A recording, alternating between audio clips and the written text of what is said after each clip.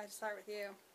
Hi, it's Stephanie Martuccio again. I am doing my persuasion speech, and this is my audience. I'm Kirsten. I'm Charlie. I'm Judy. Hi, I'm Mike. I'm Melissa. And I'm Nate. And me, the cameraman, Rachel. Okay, my persuasion speech is on why I feel Medicaid recipients should be drug tested. Hold on one second. I'm going to shut the door.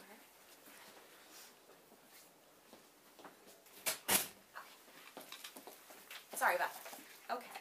So, in the United States, there are over 900,000 citizens that currently live with the status of Medicaid as their primary source of income. They need money to help pay their bills, to properly take care of their families. They need expenses to help them with their medical needs. But there's another part of the population that misuses all of this and uses it for unlawful purposes. That's the part of the system that I do not agree with. I'm asking you to expand your thoughts on why I feel that drug testing Medicaid recipients is a good idea. It will save our country tons of money. We will be able to know that our tax money as tax-paying citizens is going to people that actually are in need, that are going to use it for their children, for food, to further their education, to try and get a better job, not just consistently stay living at a lower level of poverty. In the United States, drug testing has become a universal part of job acceptance, and people are willing to undergo this procedure to obtain a job of their choosing. Quote, the purpose is to lessen the impact from drug abuse in the workplace, including tardiness, absenteeism, attitude problems, and decrease crime and violence. That was cited from Alcohol and Drug by Medicaid in 1999. It seems that nobody would blink an eye for anyone enforcing a well-rounded, working, tax-paying citizen to undergo this type of treatment.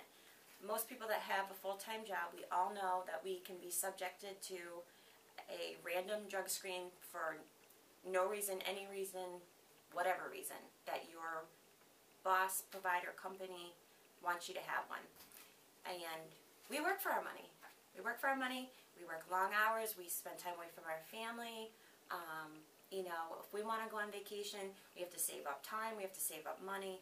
We have to save to buy things. And these people literally, some are sitting at home and have no intentions ever of getting a full-time job. They have more children, and it's been noted that they have more children so they get more money per month, because for each child that you have in a non-working family, you get close to $2,400 a month per child. And that's a lot of money, especially since some of these people have 5 and 6 kids. I mean, they're making over $10,000 a month. I'm a registered nurse, and I definitely don't make near $10,000 a month, and I went to school for a long time. The first issue that I see with drug testing that I know some people aren't going to want to do is because it costs about $50 to $70 per person to have the test. But I think that if you take it out of their Medicaid check, just do it. It doesn't have to be monthly, so it's not that they're losing the money all the time. You would take it out of their check at a random time when it's their time for their drug test. If they pass it, then the money gets reimbursed back into their account, and it's just something that the state and government has to eat up, because, I mean, we're already $1 billion deficit anyways. Checking for Medicaid drug users is not going to push us over the edge, I don't think. If they are positive, then I don't think we should just wash our hands of them. People with drug addiction are good people too. They just are in a bad spot and made some bad choices.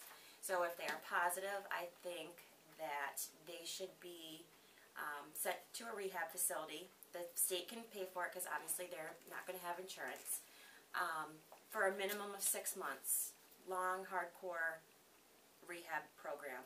And then they're on a stipulation when they get out of rehab that they can be tested again at will at any time for a year.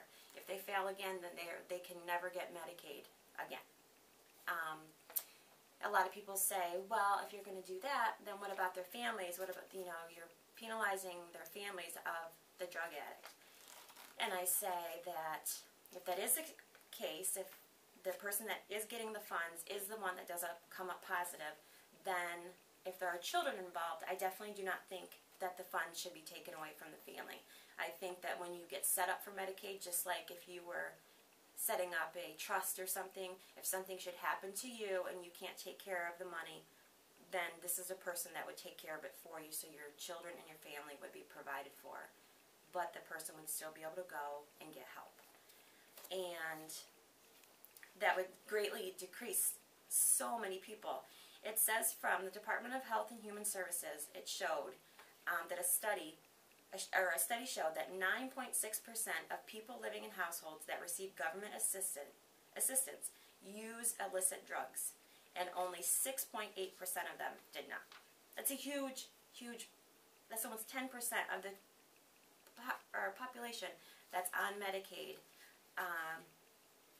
that's using our money that we work hard for on drugs. I know that when I got hired here as my job, here I had to do a urine test. In my job prior at a different hospital, I had to do a urine test and I had to do a hair test for drugs, because urine only goes back about 10 to 30 days depending on the drug. And some drugs today aren't even detectable because they're so smart, quote, smart. And hair goes back 3 months. For each inch of hair is a month of how much drugs you have used and what you've used.